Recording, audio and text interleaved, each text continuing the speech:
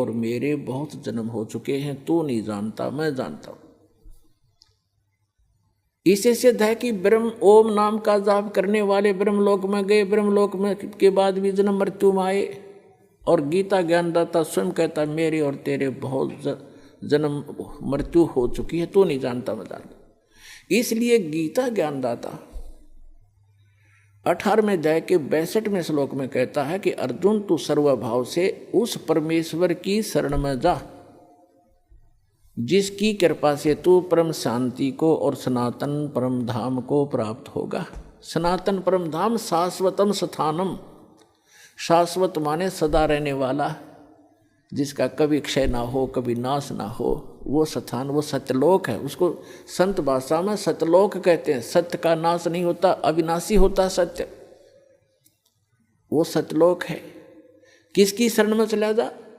गीता अध्याय नंबर 8 के श्लोक नंबर 1 में अर्जुन ने पूछा कि हे भगवान, गीता ज्ञानदाता से कि आप जी ने 7वें गीता अध्याय नंबर 7 के और श्लोक नंबर 29 में 29 में कहा है कि जो व्यक्ति जरा और मरण से छूटने का ही प्रयत्न करते हैं, जरा माने वृद्धावस्था और मरण माने डेथ, मृत्यु, जो जरा और मरण से ही छूटने का प्रयत्न करते हैं, यानी संसार की किसी वस्तु की इच्छा नहीं रखते, ते ब्रह्म तत्विदु कर्षणम अध्यात्म अखिल च कर्मम, वो सारे अध्यात्म से और सभी कर्मों से और तत्ब्रह्म से परिचित हैं। अब गीता अध्याय नंबर 4 के श्लोक नंबर 32 और 34 में 2 कंसेप्ट क्लियर किए हैं। एक तो ये किया है कि सच्चिदानंद घन ब्रह्म स्वयं आकर के वो परम अक्षर ब्रह्म अपने मुख कमल से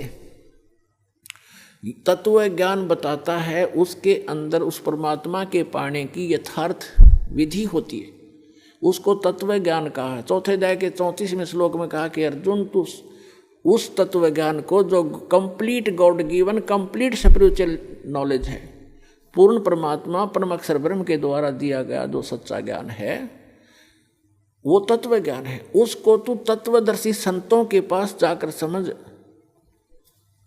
उनको दंडवत प्रणाम करने से, कपट छोड़कर सरलता पूर्वक प्रसन्न करने से वो तत्वदर्शी संत तुझे उस तत्व ज्ञान का बोध कराएंगे, उपदेश करेंगे।